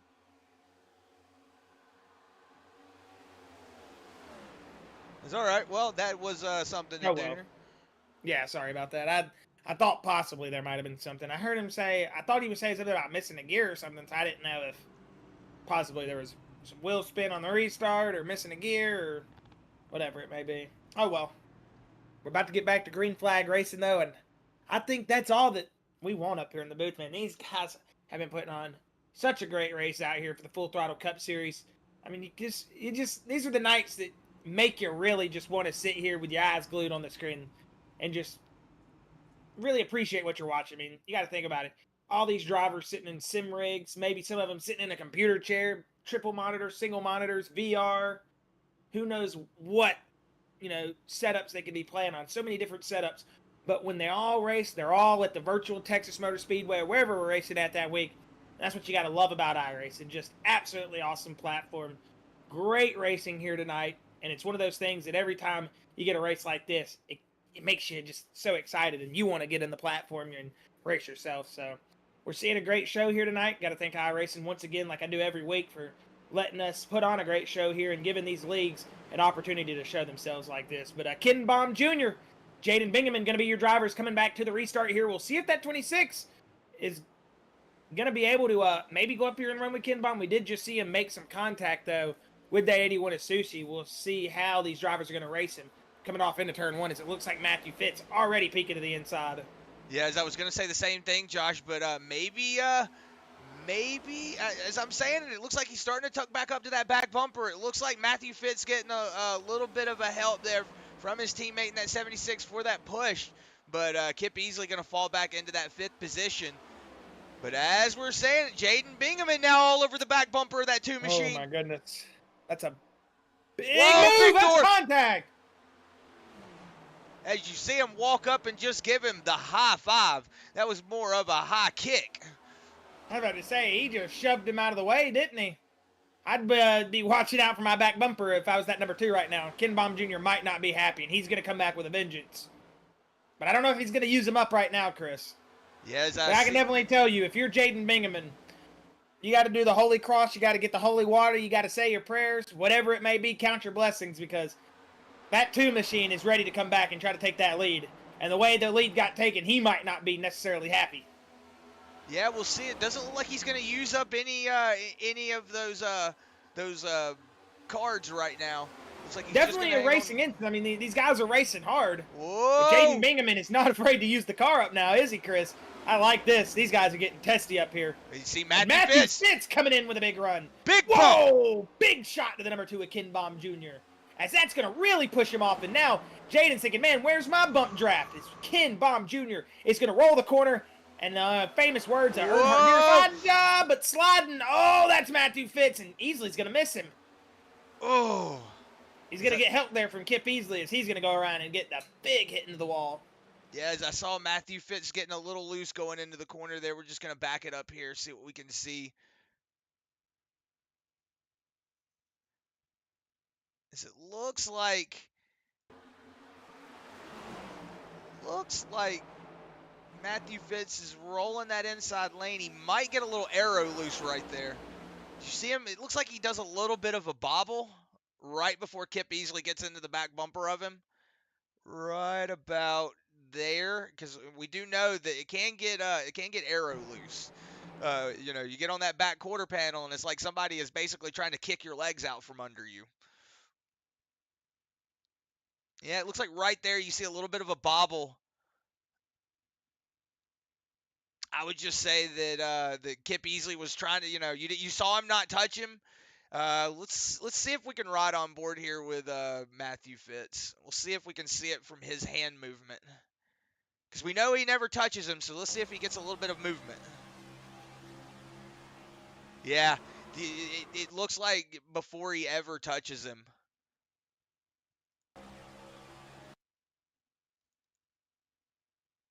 Trying to back it up just so I can see if I can see that exact point. Okay, we're going to go right here. We're going to go outside the car and we're going to actually see if we can see what we're looking at here. I mean, I don't know. I don't know. It might, yeah, it does. It might, I don't know. It just might have been where he was on the track.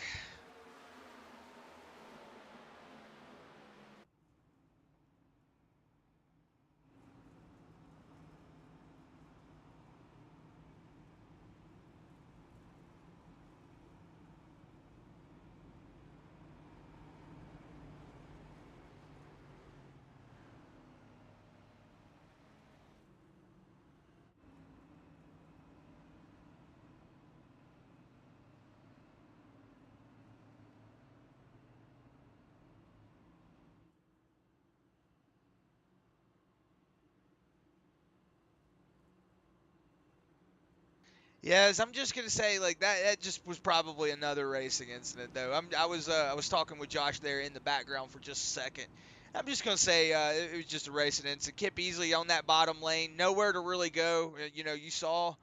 Um, you saw him.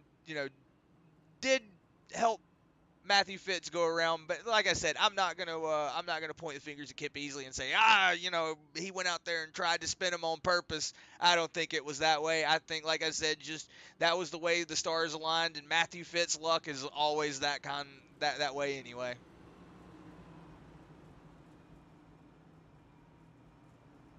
As we're still under caution here, we've got 16 laps to go.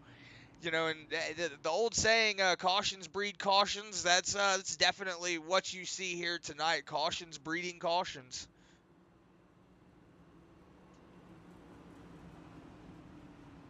As I'm getting word from Rylan, do appreciate you, buddy. Got one of my buddies watching the stream, just trying to tell me how the sound is and how everything is going, and do appreciate your help there, Rylan. That's why we've named that one camera the Rylan Cam, just because he does help me out a lot in the background. Nobody ever really gives him any recognition or anything, but he does help me out a lot. So do appreciate that, Rylan. Love you, buddy. You are the best, and hopefully we can get you on here one day. Maybe we can get you going on your pit reporting. But it looks like coming to lap 15, we'll see if the caution lights go out. I know the laps here are kind of long.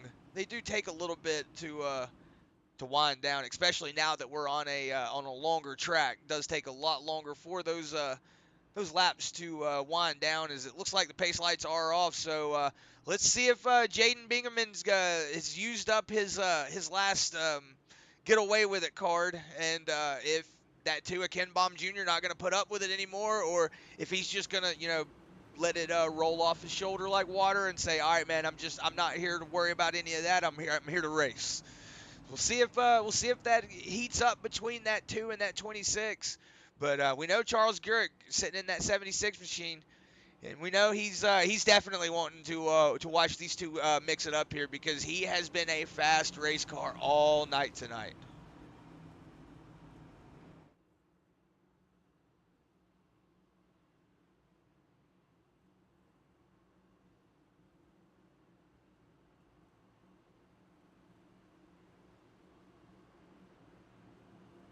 So it's going to be a 15-lap shootout, it looks like, here. As we're coming to the green flag, we're going to see if anybody's got anything left in them here in the back. I see Jimmy Barr has moved himself back up into that 5th position. Kip Easley is sitting in 4th. Don DeGroot up into that 6th spot. So that 61 machine, he's just been back there cruising all night. Patrick Ginter also in that 7th position. Good to see him, like I said, back up into that top 10. Kyler McCarthy in 8th. Jeremy Zarfos and Brent Strickler in that 9th and 10th spot. But green flag is out. Jaden Bingaman off to a really good jump with that Ken Baum Jr. machine. So that's a good jump for those two. So let's see if he can settle it in and make that inside lane work, or if Jaden Bingaman's going to make that outside lane work. But it looks like Jaden's going to hold on to that outside lane just as much as Ken Baum going to hang on to that inside. But it looks like Charles Gurrick going to roll that outside lane as well. Ooh, that 2 machine's thinking about going up there and touching that door, but he knows that maybe just hold on for a second.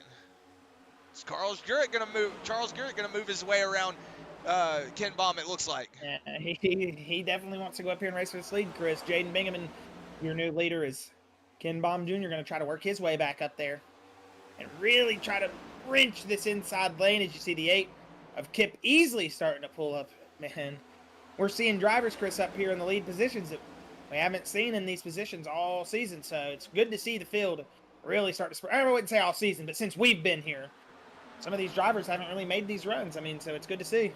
We know Kip Easley finished in 3rd, our first race, Chris, but other than that, he really hasn't had much success these last couple of races. So good to see him work his way back up here into the top 5. As you go back through here, Josh Susi, he got spun there a couple laps ago. Was the last caution? That was the last caution, correct? No, there was 2 cautions ago. 2 cautions ago, my bad. You saw him go off the front bumper of Jaden Bingaman, so he's working his way back up to the field, already back up into that 11th position. Yeah, that's going to be interesting to see, because we see Susi starting to make his run up through the field. He's almost into that 10th spot, so we'll see if he can get up here in the front. But if I was that 26 machine, I would not want to see my teammate behind me, being a teammate, going off the nose of a teammate. That's got to be a little bit of a punch to the gut. Yeah, for real. I mean, whoa. Did 76 just give him a shot, or was that just a big drive-in from the 26? It looks like maybe the 76 might have tried to push the 26 through the corner. Oh, that's going to open up the door for Ken Baum. Man, they are tight coming off of 2. Oh, that's not... I hate those not linked up fully pushes. Always make your stomach drop. Man, these guys are battling it out here, Chris. 9 laps to go at the strike this time. Josh. 9 laps to go. Josh. Look at Josh. Oh, I was confused why you were saying my up name into like that 8th spot. 29.15.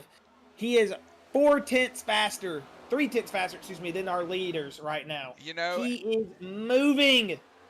As my mom and grandmother used to say about my great-grandmother, this 81 machine is full of piss and vinegar right now. He wants to get to that front so bad. He wants to go up there because he knows that he can win this race with 8 laps to go. It's just, that's one of those things where it's like you just took a big swig of vinegar and you're just mad because you're like, oh, that tastes so bad. And yeah, it looks he's like foaming out the mouth right now. He wants to get up there, Chris. He is about to make this pass on the 61 to Don DeGroot. Here, going off into turn 3 and 4. He should have the tires. Stick it to the inside, full throttle it up. no pun intended, and get past his 61 of Don DeGroot, and he is. That's a new 7th place position runner. That's the 81 of Josh Susi, and he's trying to get back up through the field as we got 7 laps to go, excuse me. But Jaden Bingham and Charles Garrett, Ken Baum Jr. still battling it out up here, as it looks like Ken Baum to the inside, and Jaden Bingham and Charles Garrett are going to be your drivers battling for that race lead currently. Yeah, our Canadian friend, Don DeGroot, man, just up here. He's chilling right now, up 16 positions. He's like, hey, man, you want that position? Go for it. I don't care. I'm just chilling. Whoa, big run from Garrett here. Yes, we're going to go back up here on front, Josh. This is what I was Look looking at Ken Baum Jr. I'm also seeing that that Hello Kitty car starting to slowly. I mean, we're looking at the front. He's in the picture, Josh. This is going to be interesting.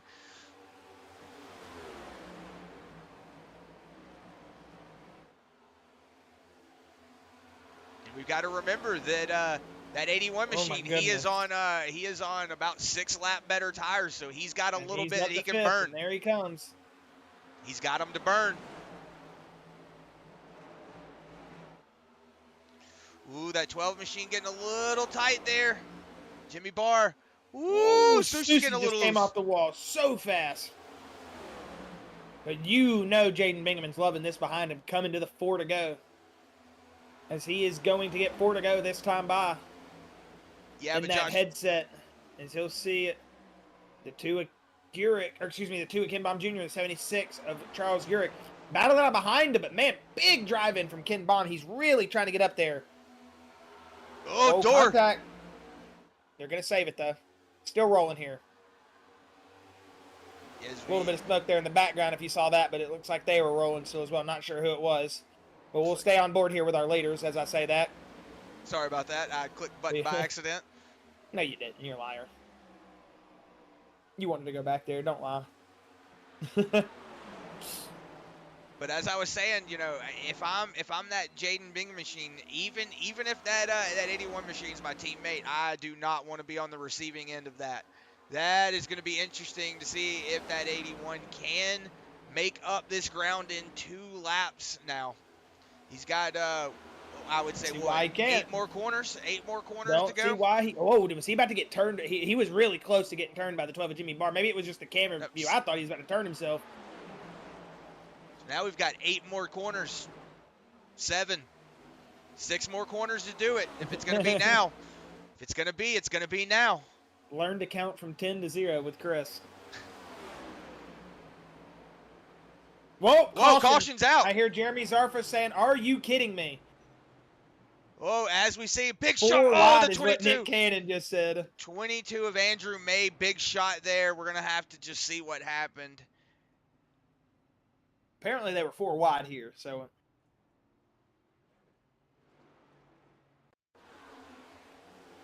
They were 4 wide. Oh my goodness.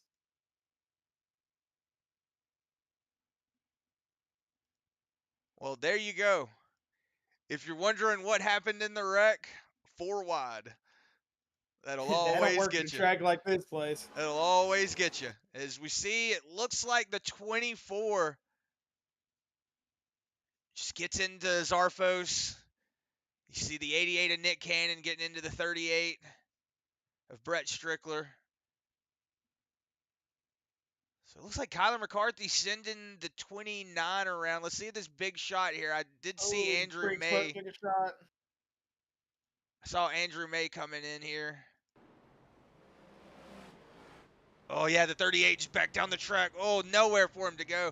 I think that's the second time the 22's lost his front bumper tonight. I'm going to say this right now, as I've been calling all these races. Andrew, buddy, you have the worst luck. I'm going to say you probably have worse luck than Matthew Fitz has. And Matthew Fitz has terrible luck. I mean, you're just straight calling him out, aren't you, Chris? Man. Line them up and knock them down, why don't you? I'm just saying, man. You don't want the commentator curse from us now. Goodness gracious. That's unfortunate, man. This is one of those things. You just put like a year of bad juju on his iRacing account.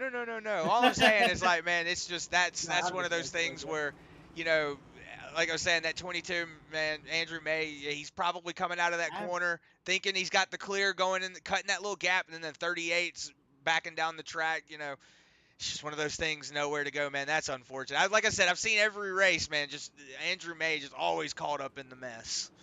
Yeah, it happens, Chris. You know, for every race, you got to have somebody to be in that spot. You know, and Yeah, as we see. unfortunately, sometimes it can be the same driver that just finds themselves. Because you know, I feel like that's you every time you race. You always come into my room. Why does this happen to me, or why does that happen to me every time? And it's just like, I mean, sometimes it's just how the platform's going to go for you. Some weeks it's your week, other weeks it's not. I mean, Okay, so I'm gonna reiterate. Nobody can have as bad luck as Matthew Fitz. Let's yeah, just go ahead. Let's just go ahead and get that clear. Nobody can have as bad luck as him. you're talking bad about him, but I mean, the man's car is in one piece right now. That's all I'm saying. And I heard him just say that was a close one, but with him and Shane Weldon. So apparently they almost hit each other when they were under that caution. So Oh, he might not Lord. have the worst luck, Chris, but he's got some pretty bad luck. I will agree. I love Matthew Fitz to death, but goodness gracious, He wrecks a lot. I was about to say He does wreck a lot. you give me the choice between like my baby nephew in the sim rig or Matthew Fitz to make it 3 laps without getting caught up in the bull crap. Heck, I'm giving my 3-year-old or not my 3-year-old, my 5-year-old niece better chance to not get caught up in the wreck. Not saying that she's better or anything. I'm not saying Matthew Fitz is a bad driver. Just saying the dude literally can't catch a break. If it's gonna happen, it's gonna happen to that 69 machine. And he knows it, so he's just accepted it at this point. You should see his low lights. I made a joke to him when we first started getting back in the league saying, Fitz, you should make like a low lights video. And he was like, oh, I'm already ahead of you, dude. Send it to me. It's awesome. It's just all of his wrecks throughout a whole season. And you know what? When you accept yourself like that, you just got to know that anything can happen, and that's what happens with Fitz. There's sometimes I think, dude, this guy's going to go out here and win the race today.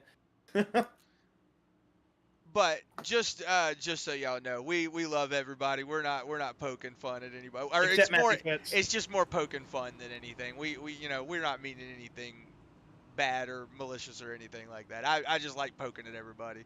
But yeah, no, it's I hate for anybody to get wrecked out. I hate for anything like that to happen. So it's one of those things that it's just unfortunate for anybody, with Steve Stripmatter, getting the black flag, having to go a lap down.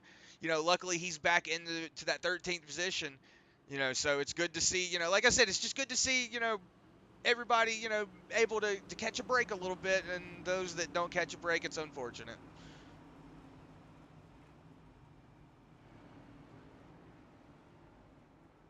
Yeah, usually it's me that never catches a break. That's not true. I've caught a good bit of breaks here on iRace, and I probably used them all up. That's why I just don't have any more good luck. Heck, I won like 7 races within my first year on the platform, and I don't think I've won one since. So it's like I used all that up within like rookie to. I think in my last race, the highest class of won is like C, D, B. So I win a lot of Legends races. So it's one of those things you can use up your luck here on iRace, and I think Matthew Fitz is like me, man. We just used it all up. Chris, but we're going to get back to a green-white checkered here. It's going to be Jaden Bingaman, Charles Gurick going to be racing for this race lead here off the restart. But anything can happen. We'll see if Ken Baum or Kip Easley can get some just mysteriously good restart and possibly make themselves in contention here for this race lead. Looks like Bingaman got off to a great restart as he is going to really get off on the right foot there. But, getting that huge lead, Chris, can sometimes spell disaster when the cars come pulling up on you. Yeah, this is going to be interesting to see how this is going to play out here these last couple of laps. If we have a white flag here this next time around, as I'm trying to look through the field and see if anybody's moving up, it looks like everybody's just trying to hang on to what they got. Looks like the white flag is out. So let's see if that Ken Baum Jr. machine has anything for him. We see Look at Charles Gurick moving to the inside. We see a car. And he's going to get help from Easley. Whoa! They're going to make contact down the back straightaway. This has put Kip Easley in the lead. Oh, Nick Cannon, big contact. Here they come down the back straightaway. Or, excuse me, out of turn 3 and turn 4. It's going to be the 8 of Kip Easley. It's going to be the 2 of Ken Baum Jr. Who will it be coming back to the stripe? It's going to be the 2. Ken Baum Jr. going to take the race win. Yeah, was that the race? That should have That been the was race, the yeah. race. That I was was the gonna say, race. I'm not getting any flags showing up on my screen. Oh my goodness. If you're Jaden Bingaman and Charles Gurek, you're punching your steering wheel right now. Goodness gracious, you hate it for him. But Kip Easley, man, the door opened for him there for just a moment. I thought Kip was about to steal him a race win, Chris. Yeah, I thought that as well.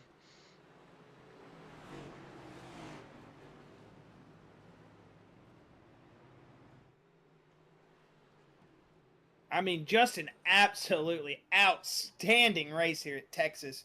As you're going to see that Ken Baum Jr. machine waiting for the field to get passed by, but it looks like everybody is by, and he is going to get those winner burnouts. Definitely, definitely deserved from that number 2 machine. He has had a very tough fought race here tonight, Chris. Started in that 5th position and is just hung out up here in that top 5 all night and is going to come away with a race win on the last lap of the race. Big contact between Charles Gurek and that Jaden Bingaman machine is going to just absolutely put them out of the race and open the door for Ken Baum Jr. to come away with the race win. But Chris, do we have our finishing order intact and ready to go here to get through that final standings?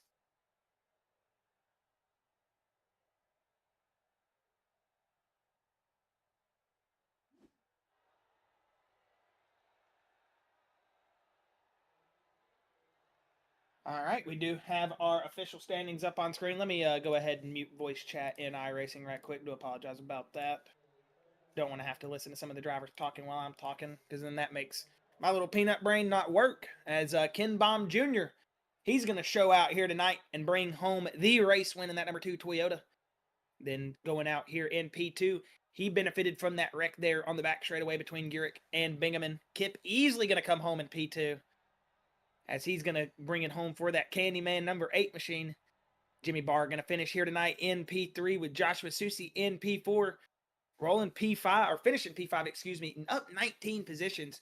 Excellent showing from our Canadian friend Don DeGroot, with Lucas Nilges finishing in 6th, Patrick Ginter in 7th, Kyler McCarthy in 8th, with Jason Han in 9th. Steve Stripmatter, I think if he wouldn't have had that black flag from, pitting under the pits closing when Gurek had that one wreck, I think Stripmatter could have been in this top 5, possibly even racing for the race win, excuse me. But he is going to roll off, or finish P10. Man, I'm messing that up.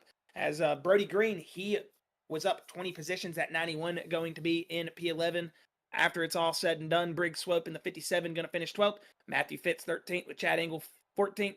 Chris Lynn 15th with Andrew May 16th. Jeremy Zarfo 17th with Gurek 18th. Jaden Bingaman 19th with Nick Cannon 20th. Shane Weldon 21st with Dylan Hastings 22nd. Stan Mayberry 23rd with Ryan Broderick 24th. Brett Strickler 25th with Daniel Holdcroft, 26th. David Schnell Jr. 27th. Robbie Bice 28th. Adam Taylor 29th. William Brown 30th. Carson Pittman 31st. And Bill Hell's going to round out your field here in that 32nd position. So let's see. Do we have all of our drivers up here? We do have Ken Baum and Jimmy Barr just waiting on Kip Easley. But Chris, I'm feeling like we should change it up here a little bit tonight. Usually we make our race winners wait. Now we're going to make our second and third place wait here tonight. Let's bring up Ken Baum Jr. and have a word with our race winner. Are you ready? Okay. Ken Baum Jr., Chris, and Josh up here in the Full Throttle booth. You got a copy, sir? Yeah, I got you. Man, oh man, what an excellent race there tonight. Take us through those last couple laps there on that restart and, man, really put us into position, or put us into that mindset that you were in to really come away with that race win after that big accident right there. I felt like I controlled the race pretty good throughout the entire thing, but once I fell back to third, I was pretty much content with just running there. Like I'm not a big fan of Texas. I didn't do well there last season, so I set very low expectations for it, and I got lucky, I guess. I mean, indeed. I mean, you definitely caught the better side of what could have happened there, Ken. I mean, but like you said, you definitely did control the race for a long time. I mean, your car seemed pretty much like it was on rails from the get-go. I mean, you started in 5th, worked your way up into that first position.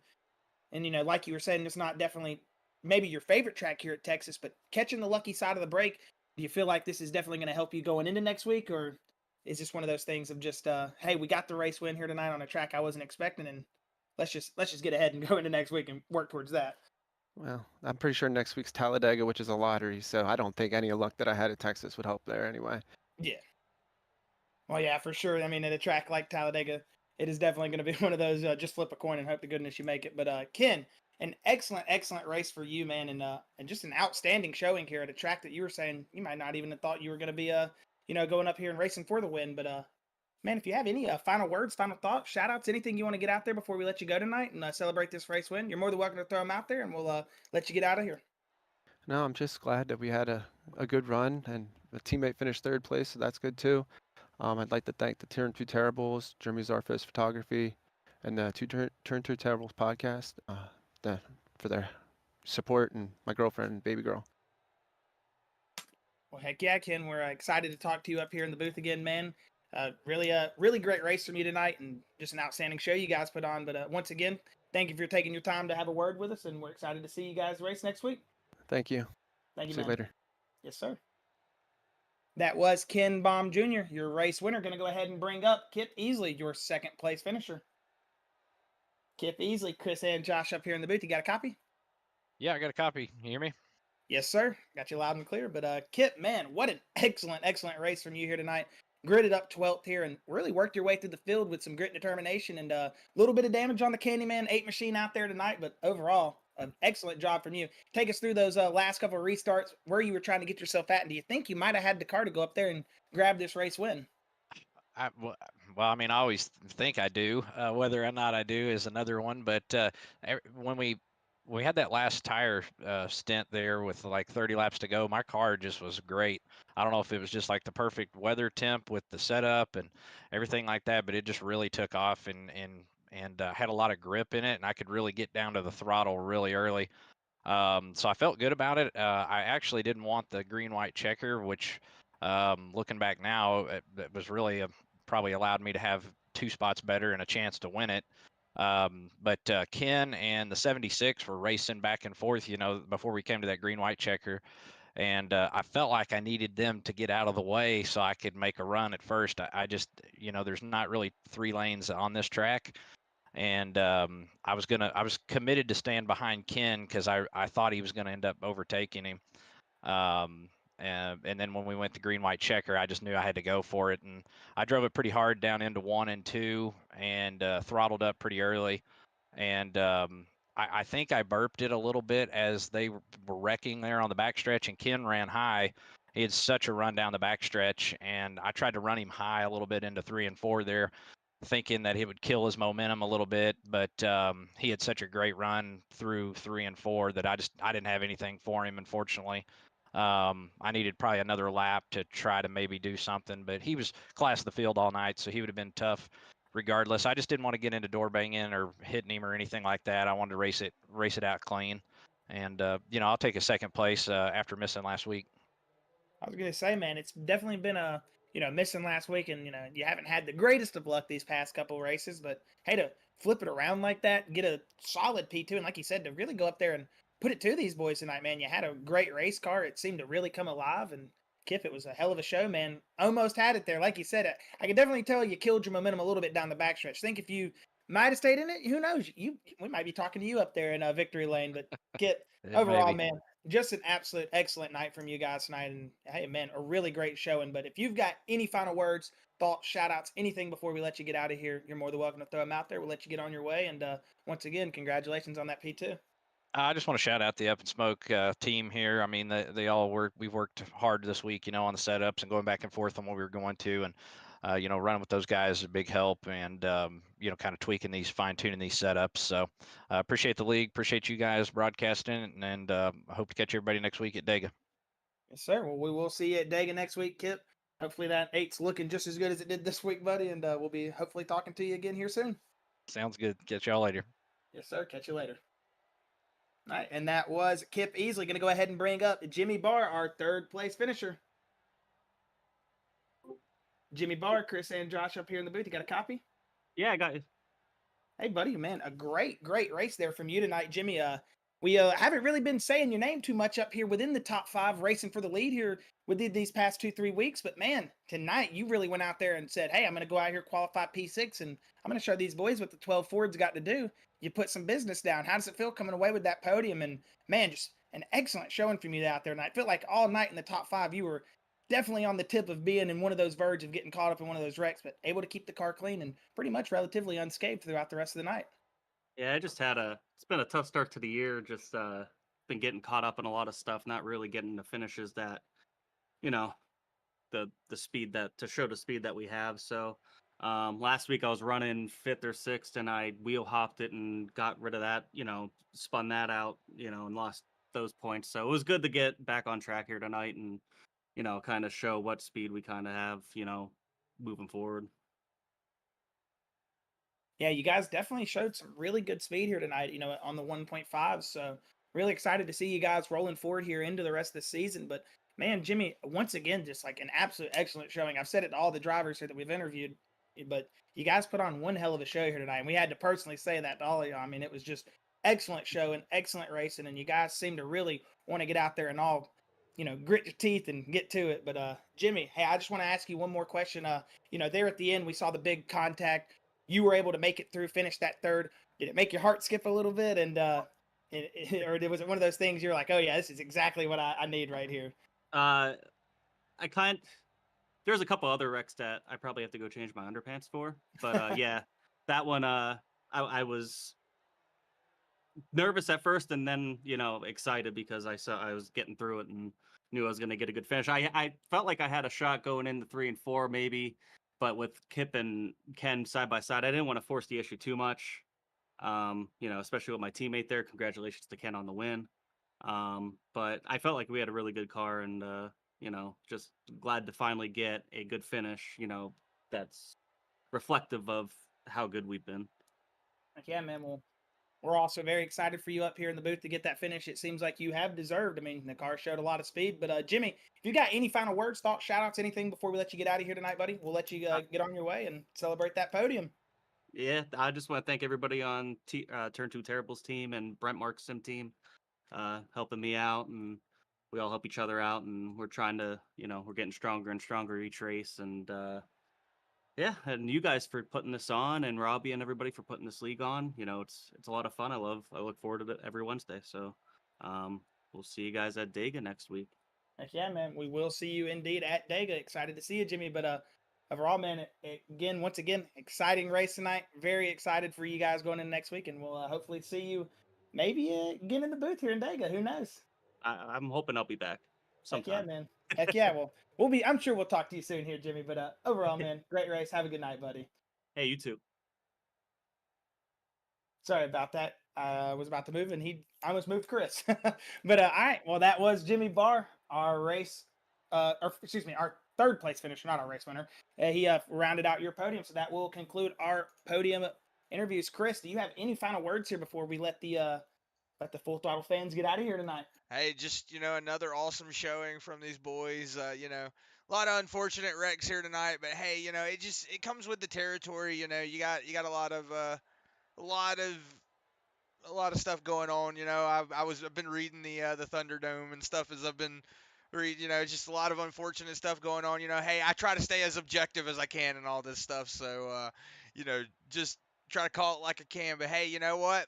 Just to let y'all know, I am ready for Talladega because, being a home track, that, being from Alabama, living, 45 minutes away from Talladega, it's always been one of those things that track means so much more to me now that I don't live in the state. So it is good. Even if it's in the virtual state of Alabama, it's still sweet home Alabama, and I can't wait to go back to it. But hey, this has been a fun race tonight, but again, can't wait for next week. Indeed, cannot wait for next week. Well, that is going to conclude the race here at Texas Motor Speedway for me and Chris in the Full Throttle booth. We are very excited to see you guys next week at Talladega. Good night. Enjoy the rest of your week, and we'll see you next Wednesday at 8 p.m. Talladega Super Speedway.